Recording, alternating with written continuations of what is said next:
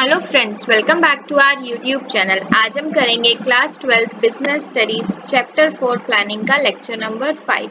आज के लेक्चर में जो हम टॉपिक कवर करेंगे वो होगा टाइप्स ऑफ प्लान्स, कि कौन कौन से प्लान्स के टाइप्स हैं जो हर ऑर्गेनाइजेशन के फॉलो करती है।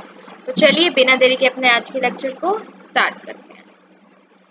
टाइप्स ऑफ प्लान का सबसे पहला जो टाइप आता है that is objective, strategies, policies, procedures, methods, rules, budget and last one is programs. ये सब टाइप्स ऑफ प्लान्स है जो हर ऑर्गेनाइजेशन के पास होते हैं, या इनको फॉलो करके ही वो जो उनका सेट स्टैंडर्ड होता है उसको वो अचीव करती है। तो चलिए पढ़ते हैं कि ऑब्जेक्टिव क्या होते हैं। ऑब्जेक्टिव्स का मतलब होता है पर्पस, उद्देश्य। क्या पर्पस है उस ऑर्गेनाइजेशन के सेटअप होने का, दैट इज ऑब्जेक्टिव।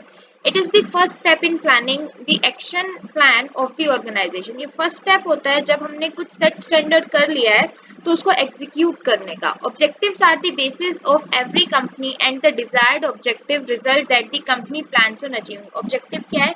ये बेसिस होता है हर कंपनी का कि किस बेस के लिए, किस चीज के लिए, किस उद्देश्य के कारण उस ऑर्गेनाइजेशन को सेटअप किया गया है और जो उन्होंने डिजायर्ड रिजल्ट अचीव भी किए हैं या नहीं। So they are the end point of every planning activity. तो ऑब्जेक्टिव को क्या कहा गया है? हर प्लानिंग पॉइंट का या प्लानिंग एक्टिविटी का एंड पॉइंट कहा गया है, क्योंकि प्लानिंग का मतलब होता है कोई चीज प्लान करना to future course of action पे पहले से ही प्लान करके रखना, और ऑब्जेक्टिव उसी से ही रिलेटेड होता है कि आपने जो प्लान किया है, जो सेट स्टैंडर्ड आपने किया है, उसको किस तरीके से आपको एग्जीक्यूट करना है, किस उद्देश्य के बेसिस पे आपने उसको सेट किया है। For example, one of the objective of an organization could be to increase sales by 20%। एक ऑब्जेक्टिव हो सकता है एक ऑर्गेनाइजेशन का कि उसको अपनी सेल्स इस ईयर 20% से इंक्रीज करनी है। So the manager will plan all the activities of organization with this end point and objective in the mind. So जो manager होगा वो जितने भी decision लेगा ना, जितनी भी activities प्लान करेगा, वो इसी को ध्यान में रख के लेगा कि हमें अपनी सेल्स को इंक्रीज करना है किससे? 20% से। While framing the objectives of the organization, some points should be kept in mind. जब आप organization में ऑब्जेक्टिव्स को फ्रेम कर रहे होते हैं या क्रिएट कर रहे होते हैं तो आपको कुछ पॉइंट्स है जो दिमाग में रखने होते हैं, ध्यान में रखने होते हैं। That is objective should be framed for single activity in mind. एक टाइम पे एक ही ऑब्जेक्टिव पे फोकस कीजिए। They should be result oriented. जो ऑब्जेक्टिव्स होते हैं वो रिजल्ट ओरिएंटेड होने चाहिए। ऐसा नहीं होना चाहिए कि आपने सोचा तो कुछ और था लेकिन ऑब्जेक्टिव आप किसी और का क्रिएट करके बैठे हो। ऑब्जेक्टिव शुड बी नॉट वेग, they should be quantitative and measurable. Objectives ऐसे नहीं होना चाहिए कि आंख बंद करके कुछ भी ऐसा सेट स्टैंडर्ड कर लिया जिसको आपने अचीव करना है। नहीं, वो एक क्वांटिटेटिव और मेजरेबल अमाउंट में होना चाहिए जिसको आप मेजर कर सको। They should not be unrealistic, unrealistic नहीं होना चाहिए। ऐसे ऑब्जेक्टिव्स होने चाहिए जिसको आप अचीव कर सको। तो ये थे हमारे ऑब्जेक्टिव की ऑब्जेक्टिव क्या होता है टाइप्स ऑफ प्लान में। नेक्स्ट जो आता है दैट इज स्ट्रेटेजीज। स्ट्रेटेजीज से आप क्या समझते हैं? गेम प्लान, कि जब आपने ऑब्जेक्टिव सोचा है उसको आप किस तरीके से एग्जीक्यूट करोगे। क्या आपका गेम प्लान होगा, क्या आपकी टेक्निक होगी उस चीज को अचीव करने के लिए। That is known as strategy. Strategy की कुछ स्पेसिफिक डायमेंशंस होती हैं, जैसे कि establishing long term objective. Strategies help करती है एक ऑर्गेनाइजेशन को टू स्टार्ट और to establish long term objectives. Selecting a specific course of action, एक स्पेसिफिक कोर्स ऑफ एक्शन को सिलेक्ट करना डिफरेंट ऑल्टरनेटिव्स में से, कि कौन सा बेस्ट ऑब्जेक्टिव रहेगा या कौन सा बेस्ट स्ट्रेटेजी रहेगी किसी भी प्लान को एग्जीक्यूट करने की। नेक्स्ट जो आता है that comes allocating the necessary resources needed for the plan. उन रिसोर्सेज को एलोकेट करना, पहले से ही ला के रखना जो आपके प्लान को एग्जीक्यूट करने में आपकी सहायता करेंगे। Forming strategies generally reserve for the top level of management. जो स्ट्रेटजीज का काम होता है वो किसके पास होता है? टॉप लेवल के पास होता है। It actually defines all the future decision, क्योंकि स्ट्रेटजी डिफाइन करती है सारे फ्यूचर डिसीजन के कंपनी के, जो उनके लॉन्ग टर्म स्कोप और जर्नल डायरेक्शन को दर्शाते हैं, कि कंपनी का लॉन्ग टर्म स्कोप क्या है, कि उसको प्रॉफिट अर्न करना है या अपनी सोसाइटी में वैल्यू क्रिएट करनी है या कस्टमर बेनिफिट करना है, या फिर उसका कोई भी जर्नल डायरेक्शन हो सकती है। तो ये होता है हमारी स्ट्रेटेजिक गेम प्लान। नेक्स्ट आता है पॉलिसीज। पॉलिसीज क्या होती है? Principles of action. Strategic game plan होता है। अब प्रिंसिपल्स ऑफ एक्शंस क्या होता है? ये जर्नल गाइडलाइंस होती हैं जो हेल्प करती हैं एक पर्टिकुलर स्ट्रेटेजी को एग्जीक्यूट करने में। That are known as policies. Policies एक जेनरिक स्टेटमेंट जो स्ट्रेटेजी, जो गेम प्लान मैनेजमेंट ने सोचा है उसको एग्जीक्यूट करने में हेल्प करती हैं। इसको आप ये भी कह सकते हो कि ये ऐसा तरीका है ऑर्गेनाइजेशन का या मैनेजमेंट का जिससे वो अंडरस्टैंड करवा पाते हैं, इंटरप्रेट कुछ डेटा से कुछ वैल्यू निकाल पाते हैं और अपनी स्ट्रेटजीज को इम्प्लीमेंट करवा पाते हैं अपने एम्प्लॉयज से। For example, most companies have return policy और रिक्रूटमेंट पॉलिसी और प्राइसिंग पॉलिसी। बहुत जो कंपनीज होती हैं उनके पास रिटर्न पॉलिसीज होती हैं कि अगर एक बंदा कंपनी छोड़ के चला गया तो आप उसको रीहायर कर सकते हो, but most of the companies do not have this policy. So this seems to be a policy for the particular organization. Policies are made across all level of management. Policies जो होती हैं ये principles of actions वो हर level of management अपने according create करते हैं, लेकिन जो major ऐसी policies जो पूरी organization को affect करती हैं वो सिर्फ top level of management के पास होती हैं. The managers need to inform policy to help the employees navigate a situation with predetermined situation. Managers ये पॉलिसीज क्यों फॉर्म करते हैं, ये प्रिंसिपल्स ऑफ एक्शंस या कोर्स ऑफ एक्शन क्यों फॉर्म करते हैं, ताकि वो अपने एम्प्लॉयज को हेल्प कर सके किसी पर्टिकुलर सिचुएशन से बाहर निकालने पे। They also help employees to make decision in unexpected situation. यही पॉलिसीज हेल्प करती हैं एक ऑर्गेनाइजेशन को या एक ऑर्गेनाइजेशन के एम्प्लॉयज को किसी ऐसी सिचुएशन से में डिसीजन लेने के लिए जो उन्होंने अभी तक फेस नहीं किया। तो ये पॉलिसी इसीलिए पॉलिसी को is a type of plan भी बोला गया है। नेक्स्ट आता है प्रोसीजर। प्रोसीजर क्या होता है?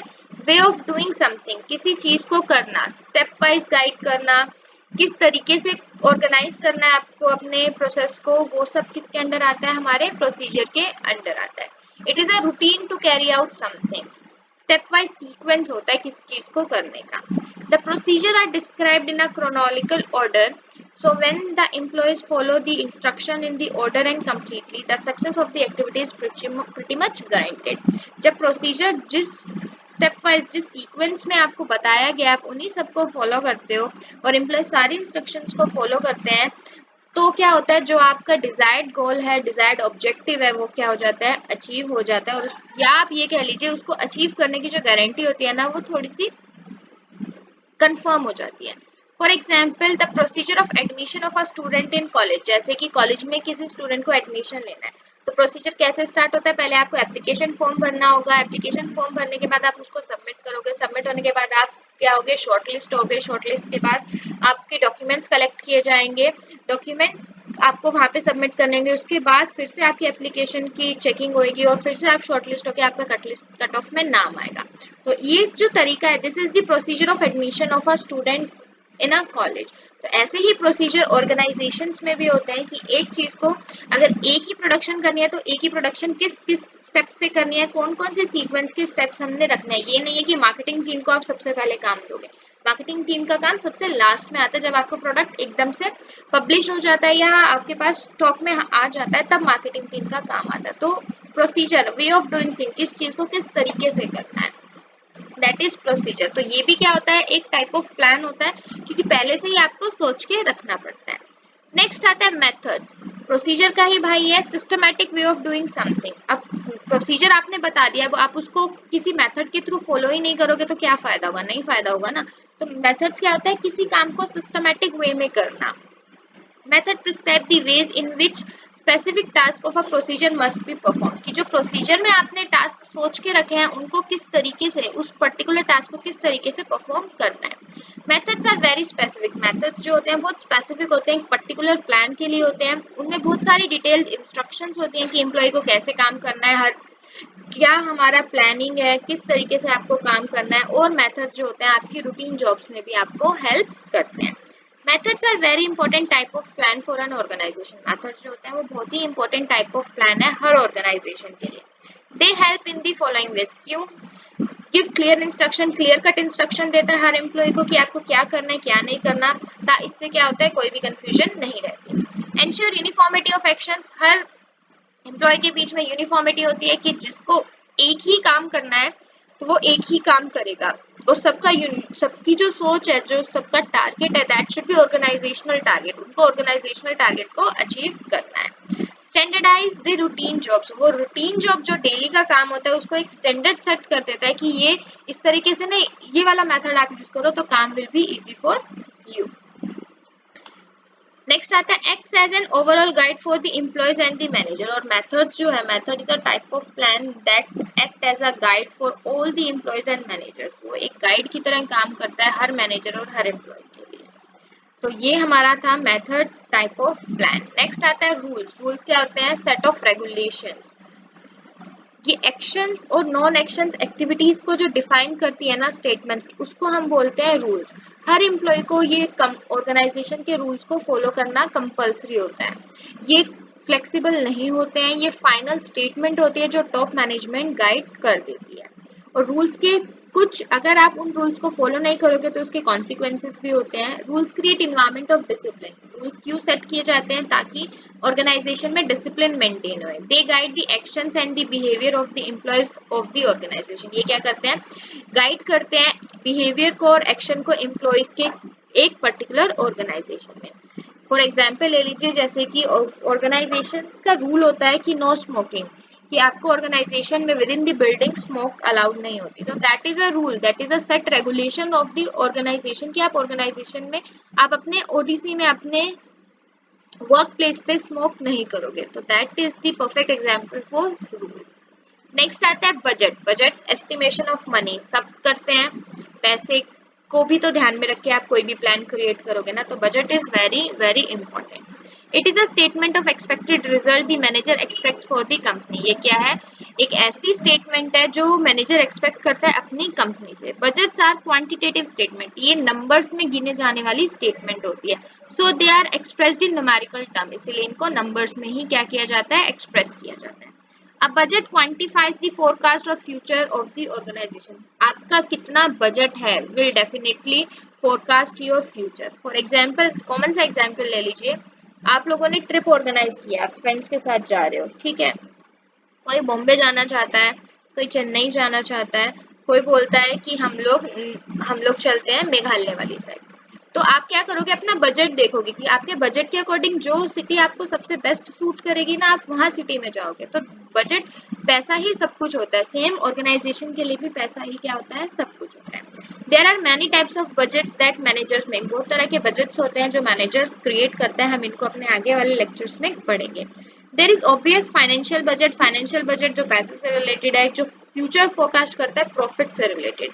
ऑपरेशनल बजट है जो कि क्या क्या फंड्स आपको चाहिए to operate a business activity, वो भी होता है। कैश बजट है, कैश के इनफ्लो और आउटफ्लो को जो मॉनिटर करता है, दैट इज कैश बजट। तो ये कुछ तरह के बजट्स हैं जो हम अपने आगे आने वाले लेक्चर्स में डिटेल में पढ़ेंगे। तो ये क्या होते हैं? बजट।